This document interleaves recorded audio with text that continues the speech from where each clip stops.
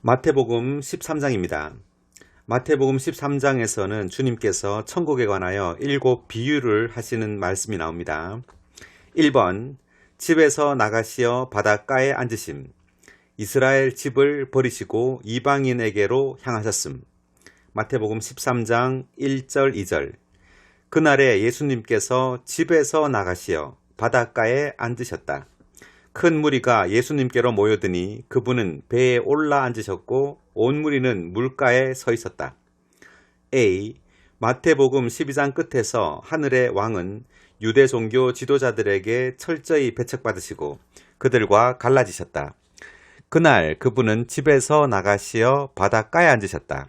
이것은 매우 의미 깊은 것이다. B. 그 집은 이스라엘 집을 상징하고 바다는 이방 세계를 상징한다. 왕께서 집에서 나가시어 바닷가에 앉으신 것은 그분께서 유대인들과 갈라지신 후 이스라엘 집을 버리시고 이방인에게로 향하셨음을 상징한다. C.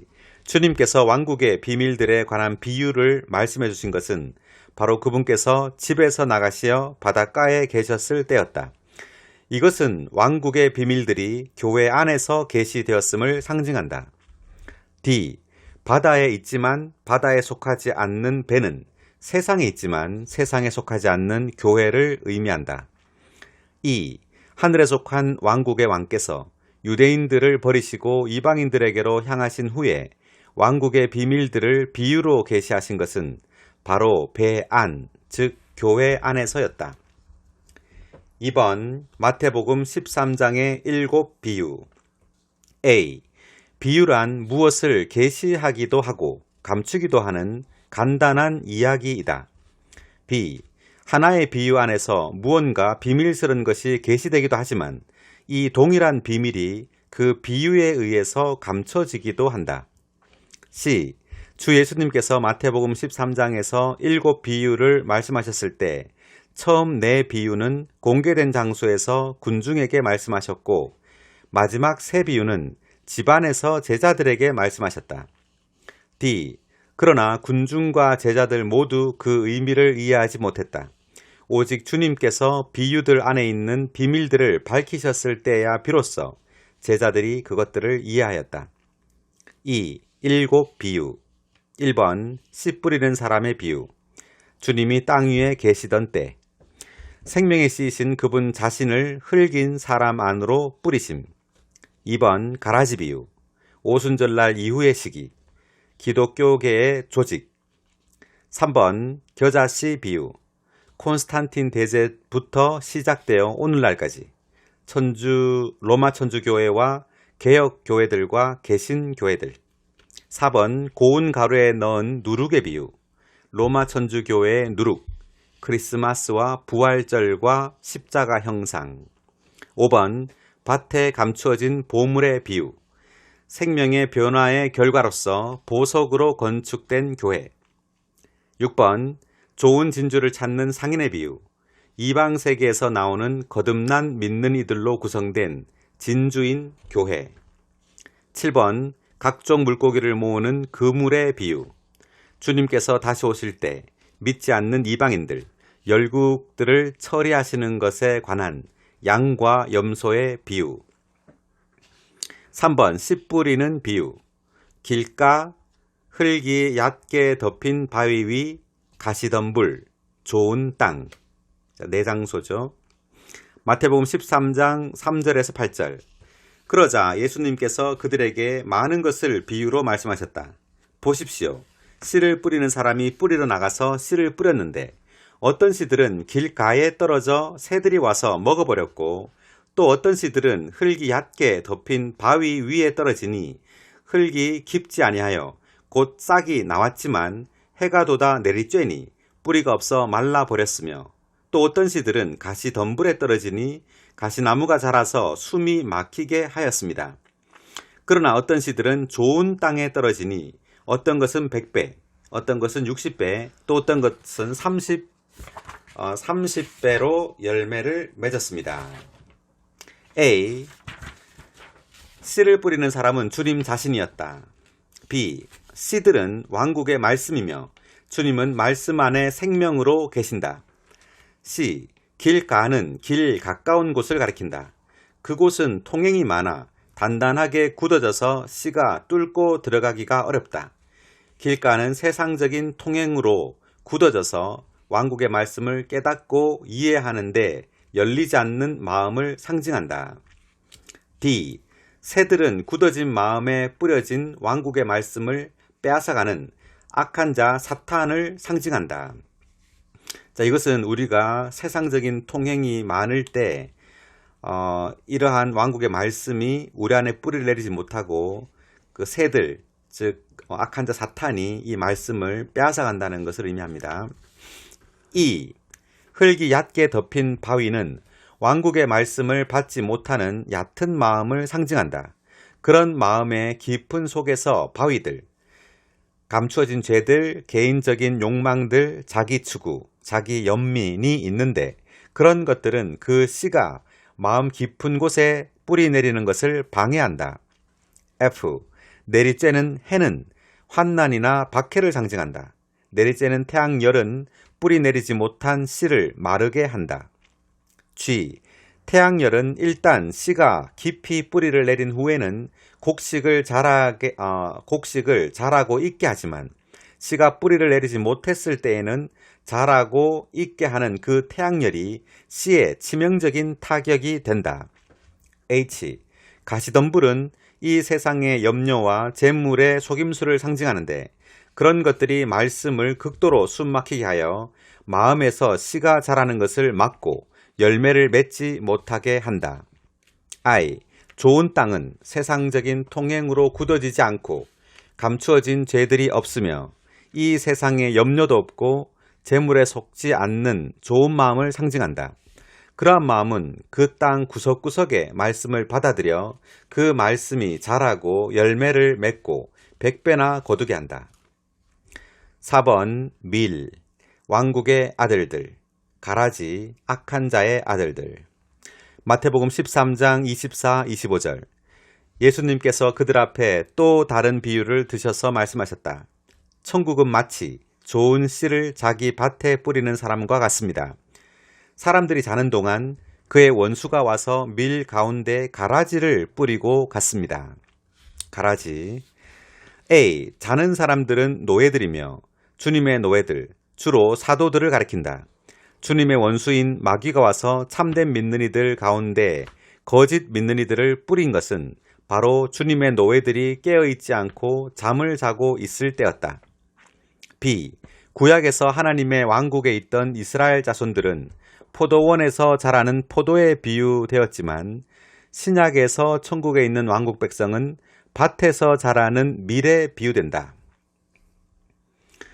C. 포도원을 울타리가 쳐져 있고 제한적이어서 포도원은 울타리가 쳐져 있고 제한적이어서 유대인만을 포함하지만 밭은 세계적이고 열려있고 제한이 없어 모든 사람을 포함한다.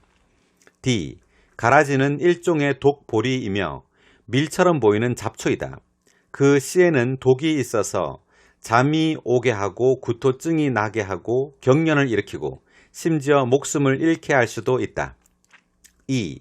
이 가라지의 싹과 잎은 밀의 싹과 잎처럼 보인다. 결실하기 전까지는 밀을 가라지와 분별할 수 없다.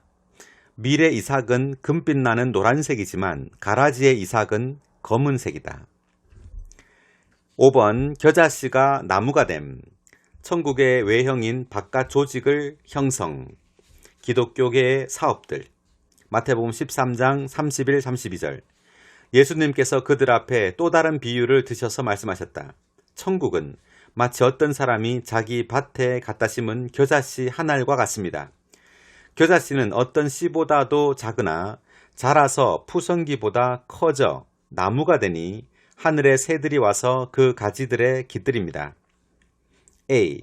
처음 두 비유에서 언급된 밀과 여기 세 번째 비유에 있는 겨자는 먹기 위한 것이다. 이것은 왕국과 교회의 구성원들인 왕국 백성이 하나님과 사람을 만족시키기 위해 음식을 제공하는 수확물과 같아야 함을 가리킨다. B. 교회는 왕국의 체연으로서 음식을 제공하는 푸성기 같아야 한다. 그러나 그 본성과 기능이 바뀌어서 결과적으로 나무, 곧 새들이 깃들이는 거처가 되었다. 이것은 식물이 그 종류대로 되어야 한다는 하나님의 창조의 법칙에 어긋나는 것이다. C. 이러한 변질은 콘스탄티누스 대제가 4세기 초에 교회를 세상과 혼합시켰을 때 발생했다. 그는 수많은 거짓 믿는 이를 기독교 안으로 들어오게 하여 그것을 더 이상 교회가 아니라 기독교계가 되게 했다. D. 그러므로 이 세 번째 비유는 요한계시록 2장과 3장에 있는 7교회 중 세 번째 교회인 버가모 교회와 일치한다. 계시록 2장 12절에 있습니다. 2. 겨자는 1년생 푸성귀이지만 나무는 다년생 식물이다. 교회는 하늘의 영적 본성에 따라 땅에 잠시 머무는 겨자와 같아야 한다. F. 그러나 교회는 그 본성이 바뀌어 땅에 있는 나무처럼 깊이 뿌리를 내리고 정착하게 되어 사업이 그 가지처럼 번창했고 그 안에 많은 악한 사람과 악한 일이 존재하고 있다. 이것은 결과적으로 천국의 외형인 바깥 조직을 형성하게 되었다. G. 첫 번째 비유에서 새들이 악한 자 사탄을 상징하므로 여기 하늘의 새들은 악한 사람들과 악한 일들을 선동하는 사탄의 악한 영들을 가리킨다. 그들은 큰 나무의 가지들, 즉 기독교계의 사업들 안에 존재한다. 6번 여자로 상징된 천주교, 기독교의 내용 전체를 누룩으로 부풀게 함. 마태복음 13장 33절. 예수님께서 또 다른 비유로 말씀하셨다. 천국은 마치 어떤 여자가 밀가루 서말 속에 몰래 집어넣어 그 전체를 부풀게 한 누룩과 같습니다. A. 교회는 누룩 없는 고운 밀가루이신 그리스도를 내용으로 갖는 실질적인 천국으로서 누룩 없는 하나의 떡 덩어리여야 한다. B. 그러나 여기에서 여자로 상징된 천주교는 6세기에 완전히 공식적으로 형성되어 많은 이교도의 실행들과 이단적인 교리들과 악한 일들을 들여와 그리스도에 관한 가르침들과 혼합시켜 기독교의 내용 전체를 누룩으로 부풀게 했다. C. 이 혼합이 천국의 외형 안에 있는 부패된 내용이 되었다.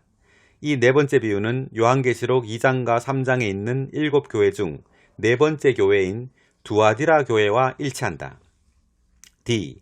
밀가루는 소재를 만들기 위한 것으로서 하나님과 사람에게 음식이 되시는 그리스도를 상징한다. 서말은 충분한 음식을 만드는 데 필요한 양이다. 2. 따라서 밀가루 서말 속에 누룩을 몰래 넣었다는 것은 천주교가 그리스도에 관한 모든 가르침을 은밀한 방식으로 온통 부풀게 했다는 것을 상징한다. F. 이것이 로마 천주교의 실상이다. 그렇게 부풀리는 것은 절대적으로 성경에 어긋나는데 성경은 소재에 누룩 넣는 것을 강력히 금한다. G. 성경에서 누룩은 악한 일들과 악한 교리들을 상징한다. 7번 밭에 감추인 보물, 금과 보석들로 건축된 교회. 마태복음 13장 44절. 천국은 마치 밭에 감추어진 보물과 같습니다. 어떤 사람이 그 보물을 발견하고는 숨겨두었습니다. 그리고 기뻐하며 가서 자기의 모든 소유를 다 팔아 그 밭을 삽니다. A. 밭은 하나님께서 그분의 왕국을 위해 창조하신 땅이다. B. 왕국의 외형에 관한 앞의 세 비유는 하늘의 왕께서 배 안에서 무리에게 공개적으로 말씀하신 것이지만 다음에 이어지는 세 비유는 집에서 제자들에게 비공개적으로 말씀해 주신 것이었다. C. 이것은 뒤에 세 가지 비유로 언급된 것들이 더욱 감추어진 것임을 가리킨다. 첫 번째 비유는 밭에 감추어진 보물에 관한 것이다. D. 밭에 감추어진 보물은 교회와 새 예루살렘을 건축하기 위한 재료들인 금이나 보석들로 이루어져 있는 것이 틀림없다. E. 교회는 오늘날 실질적인 왕국이고 새 예루살렘은 오는 시대에 출현할 왕국이므로 밭에 감추어진 보물은 틀림없이 하나님께서 창조하신 땅에 있는 감추어진 왕국을 상징한다. F. 이 사람은 그리스도로서 그 밭을 사시기 위하여 기뻐하시며 십자가로 가시어 그분께서 가지신 모든 것을 파셨다. 그것은 곧 창조하셨으나 잃어버리신 땅을 왕국을 위해 되찾으시는 것이다. 8번 진주, 세상에서 산출되어 나오는 교회. 마태복음 13장 45절 46절. 또한 천국은 마치 좋은 진주를 찾는 상인과 같습니다. 그는 아주 귀한 진주 하나를 발견하자 가서 자기의 모든 소유를 팔아 그 진주를 샀습니다. A. 상인 또한 그리스도로서 그분의 왕국을 위하여 교회를 찾고 계셨다.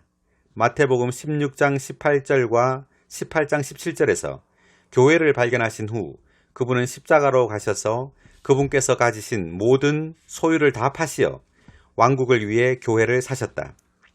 B. 진주는 새 예루살렘의 건축을 위한 재료이다.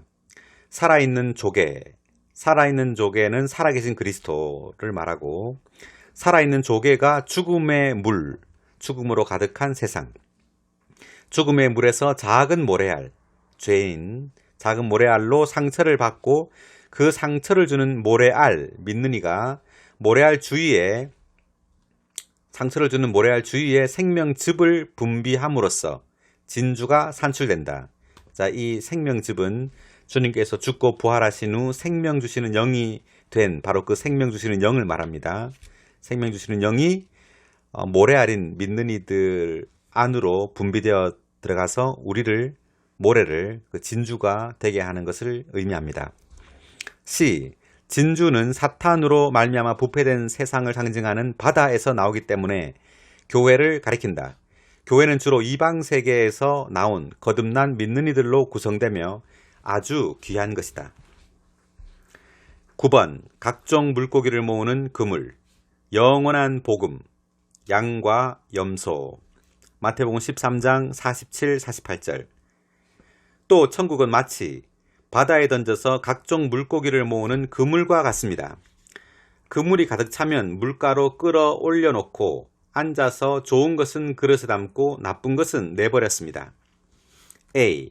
바다는 이방 세계를 상징한다. B. 각종 물고기는 모든 민족, 모든 이방인을 상징한다. C. 그물은 교회 시대에 전파되는 은혜의 복음을 상징하지 않고 대환난 동안에 이방 세계에 전파될 영원한 복음을 상징한다. D. 좋은 것은 의롭다는 판결을 받은 양들이고 나쁜 것은 죄 있다는 판결을 받은 염소들이다. 마태복음 25장 32절에 있는 그 양과 염소를 말합니다. 10번 천국의 제자가 된 율법학자들, 생명에 대한 새로운 체험과 옛 체험. 마태복음 13장 52절. 그러자 예수님께서 말씀하셨다. 이러한 이유로 천국의 제자가 된 율법학자들마다 마치 새 것과 옛 것을 자기 곳간에서 내오는 집주인과 같습니다. A.